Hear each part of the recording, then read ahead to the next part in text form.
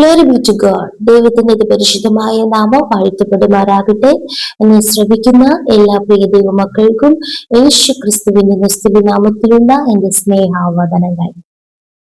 പ്രിയമുള്ളവരെ, പ്രാർത്ഥന കേൾക്കുന്ന ഒരു ദൈവം ഇന്നും ജീവിക്കുന്നു. Price the Lord. കർത്താവ് നമ്മുടെ പ്രാർത്ഥനാ ശബ്ദങ്ങളെ ശ്രദ്ധിക്കുന്നു.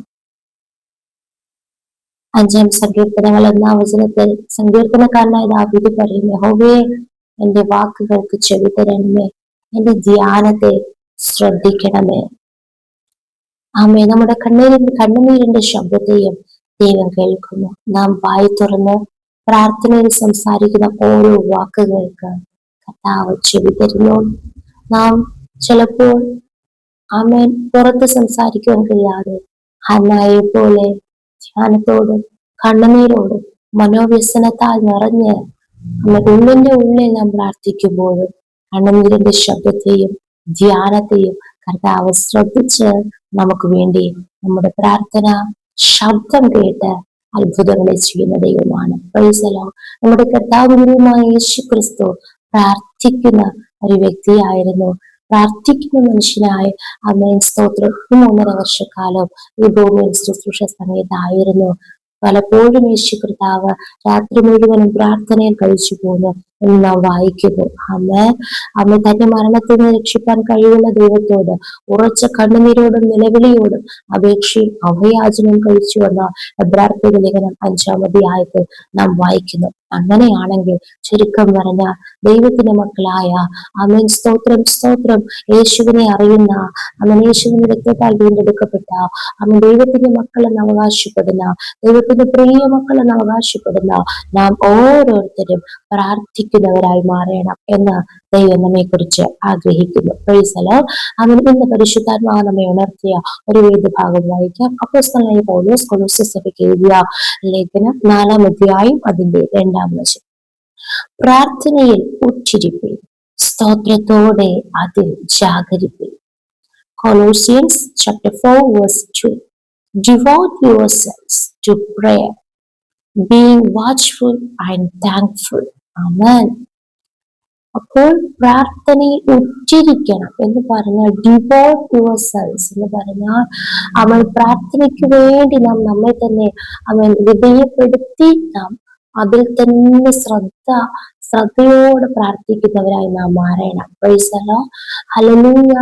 ആമേൻ. സ്തോത്രം. നമുക്കറിയാം ആമേൻ, യോശുവയുടെ കാലത്ത് അമാലേക്യരുമായി യുദ്ധം നടക്കുമ്പോൾ മോശയുടെ കൈ ഉയർന്നിരുന്നപ്പോൾ ആമേൻ ഇസ്രായേൽ മക്കൾ ജയിച്ചു. മോശയുടെ കൈ താഴ്ത്തപ്പെട്ടപ്പോൾ അമാലേക്യർ ജയിച്ചു. അങ്ങനെ നോക്കുമ്പോൾ രാവിലെ മുതൽ വൈകിട്ട് വരെ മോശയുടെ കരം ഉയർന്നിരുന്നു എന്ന് നാം വായിക്കുന്നു. അതുപോലെ എലിയ പ്രവാചകനെ നാം നോക്കുമ്പോൾ തന്റെ തല മുഴങ്കാലുകൾക്കിടയിൽ വെച്ച് താനാൻ മലയുടെ പുറത്തിരുന്ന് പ്രാർത്ഥിക്കുക. കർമ്മേൽ മലമുകളിൽ ബാല്യക്കാരൻ 7 പ്രാവശ്യം പോയി വരിക. 7-ാം പ്രാവശ്യം അമേഘം പൊങ്ങുന്നു എന്ന് പറയുവോളം അദ്ദേഹം അങ്ങനെ തന്നെ പ്രാർത്ഥിക്കുമായിരുന്നു. Praise the Lord. യേശു കർത്താവിന്റെ പ്രാർത്ഥന എങ്ങനെയാണ്? രാത്രി മുഴുവനും യേശു കർത്താവ് പ്രാർത്ഥിച്ചു. അങ്ങനെയാണെങ്കിൽ ഈ വചനം കേട്ടുകൊണ്ടിരിക്കുന്ന പ്രിയ ദൈവത്തിലെ ഈ വചനത്തിൽ നിന്ന് പരിശുദ്ധാത്മാവ് നമ്മെ ഉണർത്തുന്നത് പ്രാർത്ഥനയിൽ ിരിക്കണം. പലപ്പോഴും നാം ഓരോരുത്തരും അടുത്തു പോകാറുണ്ട്, അമ്മ ക്ഷീണിച്ചു പോകാറുണ്ട്.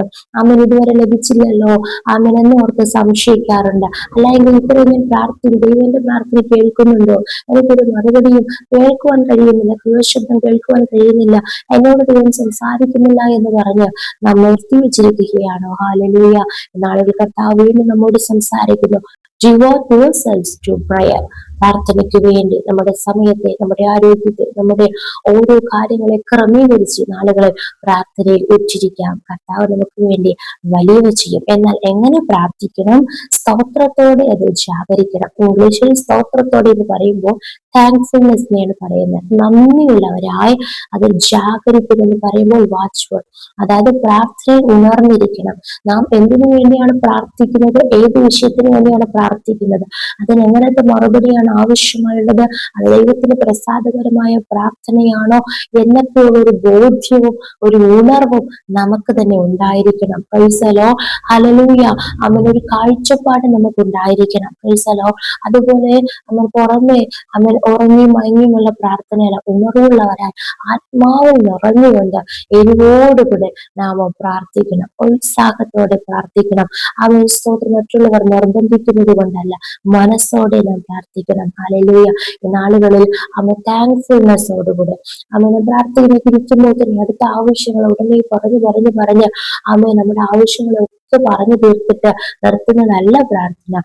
ദൈവം കഴിഞ്ഞ നാളുകൾ എത്രയോ നന്മകൾ ഉപകാരങ്ങൾ നമ്മുടെ ജീവിതത്തിൽ ചെയ്തു അല്ലെ, അതൊക്കെ ഓർത്ത് എത്രമാത്രം കർത്താവിനെ സ്തുതിക്കുവാൻ കഴിയുമോ, നന്ദി കരയേറ്റുവാൻ കഴിയുമോ, അത്രമാത്രം നന്ദി നിറഞ്ഞ ഹൃദയത്തോടെ നമ്മുടെ ദൈവത്തെ സ്തുതിച്ച് സ്തോത്രത്തോടെ നന്ദിയോടെ നാം പ്രാർത്ഥിക്കണം. ഉണർവോടുകൂടെ ആത്മീയ കാഴ്ചപ്പാടുകളോടുകൂടെ നാം പ്രാർത്ഥനയിൽ ഉച്ചിരിക്കുമെങ്കിൽ നിശ്ചയമായ അസാധാരണമായ ദൈവപ്രവൃത്തികളെ നമ്മുടെ പ്രാർത്ഥനയെ നമുക്ക് അനുഭവിക്കുവാനും നേടിയെടുക്കുവാനും ഇടയായിത്തീരും. എന്നാൽ ഈ ഭൂമിയിലെ അനുഗ്രഹങ്ങൾക്ക് വേണ്ടി മാത്രമല്ല, നമ്മുടെ കർത്താവായ യേശുക്രിസ്തുവിന്റെ വരവ് ഏറ്റവും അടുത്തു. ലോക സംഭവങ്ങൾ യേശുവിന്റെ വരവിനെ വിളിച്ചറിയിച്ചിരിക്കുമ്പോൾ, കാലം അന്ത്യത്തോട് അടുത്തുകൊണ്ടിരിക്കുമ്പോൾ, അപ്പോസ്തലനായ പൗലോസ് എഴുതിയ ലേഖനം 1-ാം ലേഖനം 4-ാം അധ്യായം 7-ാം വചനത്തിൽ ഇങ്ങനെ പറയുന്നു: എന്നാൽ എല്ലാറ്റിന്റെയും അവസാനം സമീപിച്ചിരിക്കുന്നു.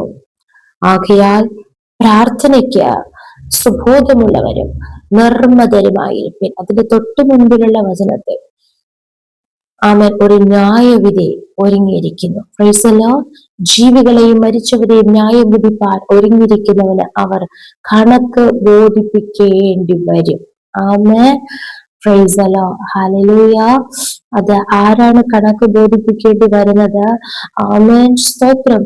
നാം ജഡത്തിൽ ജീവിച്ചിരിക്കുന്ന കാലം മനുഷ്യരുടെ മോഹങ്ങൾക്ക് അല്ല, ദൈവത്തിന്റെ ഇഷ്ടത്തിനത്ര നാം ജീവിക്കേണ്ടത്. അല്ല എങ്കിൽ നാം കണക്ക് ബോധിപ്പിക്കേണ്ടി വരും. മനുഷ്യരുടെ ഇഷ്ടത്തിനും മനുഷ്യരുടെ മോഹങ്ങൾക്കും മനുഷ്യർ ആകർഷിക്കുന്ന വിധത്തിലും മനുഷ്യരുടെ ആഗ്രഹത്തിനൊക്കെ വന്നാൽ നാം നമ്മുടെ ജീവിതത്തിൽ നാം തിരിച്ചു കഴിഞ്ഞാൽ നാം കണക്ക് ബോധിപ്പിക്കേണ്ടി വരും. മാത്രമല്ല, കാമാർത്ഥികളിലും മോഹങ്ങളിലും വീഞ്ഞുകുടികളിലും വെറുക്കൂത്തുകളിലും മദ്യപാനത്തിലും ധർമ്മവിരുദ്ധമായ വിഗ്രഹാരാധനയിലും നടന്ന ജാതികളുടെ ഇഷ്ടം പ്രവർത്തിച്ചുകൊണ്ട് കാലം പോക്കിയത് മതി. ആമേൻ. ഇത്രയും നാൾ നാം കാലം പോക്കിയെങ്കിൽ ഇനിയുള്ള നാൾ പാഴാക്കാതെ യേശുവിനായി ജീവിക്കുവാൻ ഹൃദയം സമർപ്പിക്കുക, യേശുവിന്റെ ഇഷ്ടം ചെയ്യുക. അല്ല എങ്കിൽ ന്യായവിധി ദിവസത്തിൽ കണക്ക് ബോധിപ്പിക്കേണ്ടി വരും. മാത്രമല്ല, ദുർനടപ്പിന്റെ അതേ കവിച്ചില് നിങ്ങൾ അവരോട് ചേർന്ന് നടക്കാതിരിക്കുന്നത് അപൂർവം എന്ന് വെച്ച് അവർ ദുഷിക്കുന്നു. എന്നാൽ അവിടെ ക്ഷീണിക്കരുത്. ജീവികളെ മരിച്ചവരെ ന്യായം വിധിക്കാൻ ഒരുങ്ങിയിരിക്കുന്നവന് അവർ കണക്ക് ബോധിപ്പിക്കേണ്ടി വരും. ഇതിനായിട്ടല്ലോ മരിച്ചവരോട് സുവിശേഷം അറിയിച്ചത്.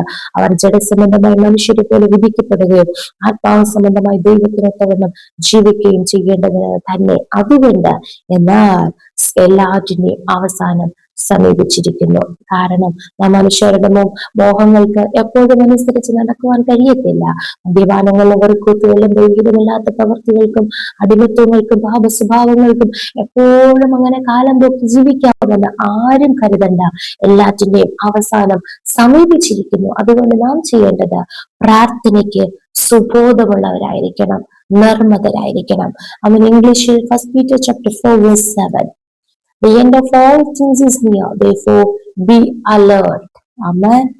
അലേർട്ട് എന്ന് പറയുമ്പോൾ ഒരു അപകടത്തിന് അല്ലെങ്കിൽ ഒരു ഡേഞ്ചറിന് മുന്നേയായിട്ട് നമുക്ക് അറിയിക്കുന്നതാണ് അലേർട്ട്.